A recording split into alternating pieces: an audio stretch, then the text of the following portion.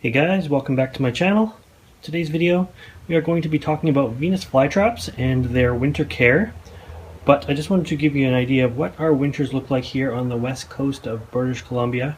Today is January the 3rd. No snow, it's really quite wet, quite gloomy.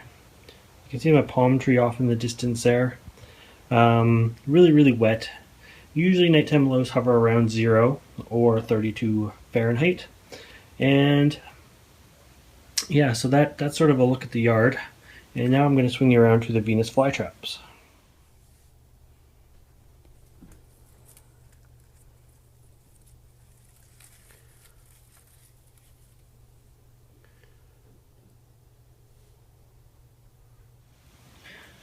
Alright, nothing too exciting here. You know why? Because it's January and your Venus flytrap should be dormant, just like mine are. These ones I got last summer. Planted them up, and then basically it was time for them to go dormant before they really got growing or anything. You can see a few black leaves on them. That's perfectly natural for when they're dormant. I expect some good growth come spring, being they've had a nice winter rest. When Venus flytraps are dormant, they certainly don't have to be frozen solid. Right now they're sitting on top of my hot tub here. It's an undercover area, and they sit in a tray of water with about half an inch of water just in the bottom to keep them moist. I try to keep them above freezing when I can. If they go a little bit below freezing, that's okay.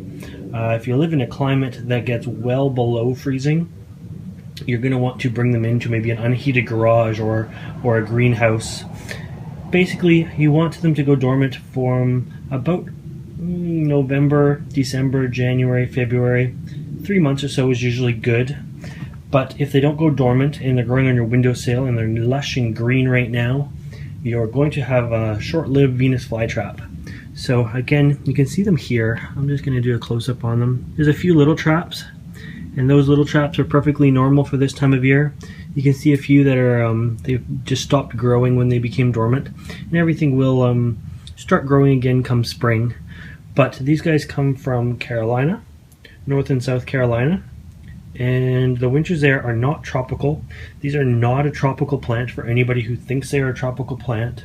They need to be dormant in the winter and bright, hot sun in the summertime. I just quickly went online and I looked at Wikipedia there, and North Carolina's summer average temperature is 89 Fahrenheit or 32 Celsius. They grow in direct sun in that. They like it warm, bright, sunny in the summertime. These guys should have a healthy glow of red to them by the time summer is over. Winter temperatures in North Carolina, it says it barely goes below 40 or rarely below 40, which is about 4 Celsius for those of us in other places. South Carolina has very similar weather. They get a little bit more sporadic and unpredictable winter times, and it can sometimes go just below 0, and it usually hovers around 0. So that is what you want to achieve for these guys. Right now this ground isn't frozen.